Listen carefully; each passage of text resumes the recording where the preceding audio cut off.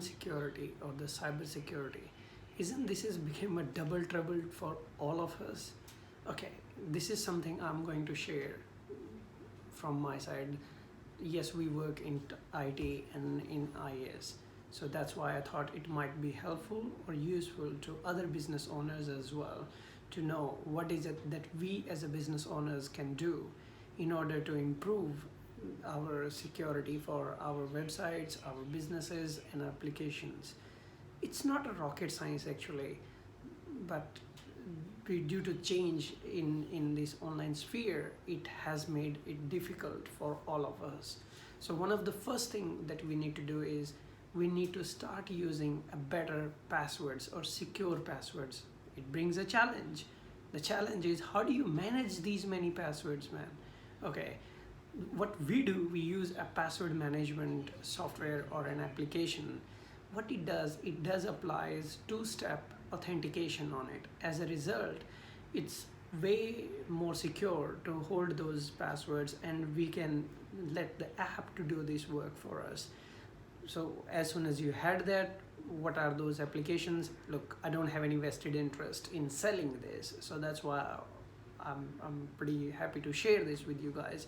There are a lot of apps available in the market.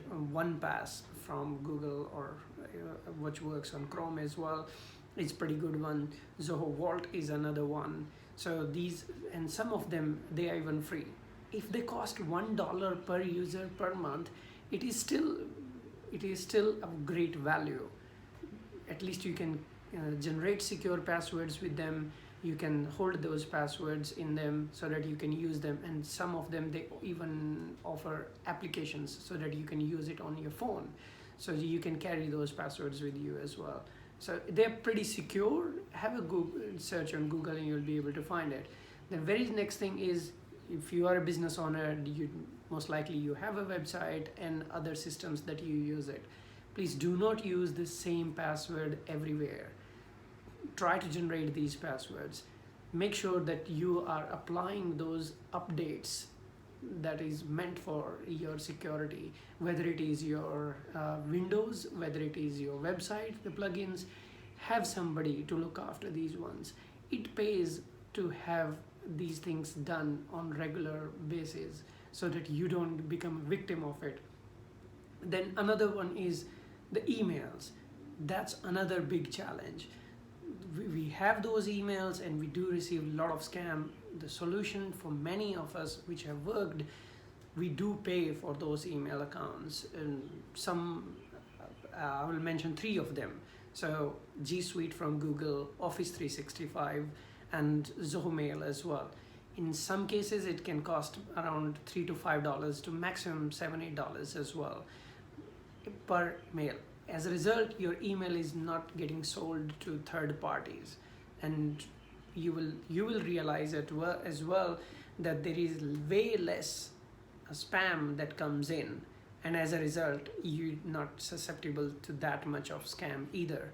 So do not open emails or the links which have you find it suspicious, or don't download those files and don't open them.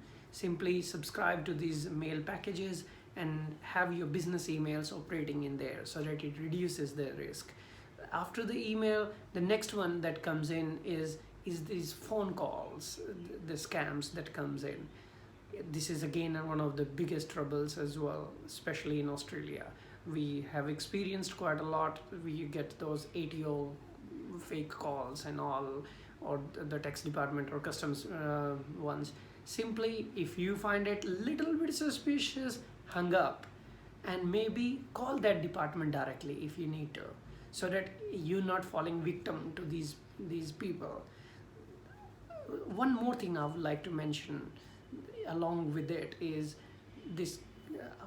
We almost about to see there is a surge in number of corona cases as well.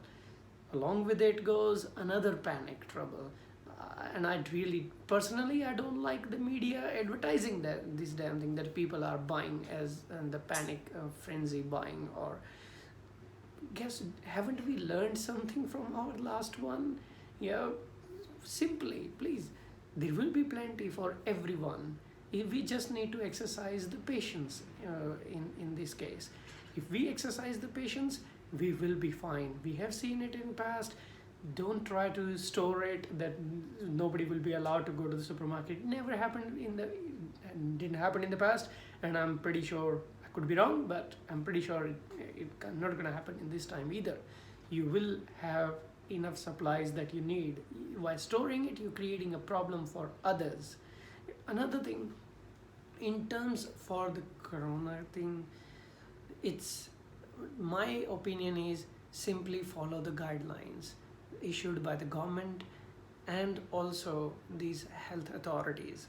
All we have to do is simply follow what they are suggesting us to do it.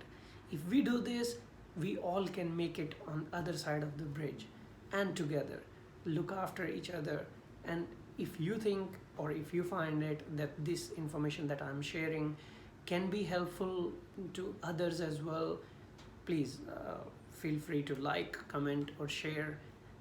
This was my only gesture that I wanted to share with other people as well, what I have learned, and so that I know that I'm doing my bit. Yeah, not only that we need to follow ourselves, we need to inform others as well to do the same thing. This is the last thing that any of us wants to be the last one left on this freaking planet. May as well, we need to get on other side of this bridge together by making and helping and cooperating with others as well. There are plenty out there who are struggling, and if you can help in any shape and form, please do so. Okay, and thank you for your time.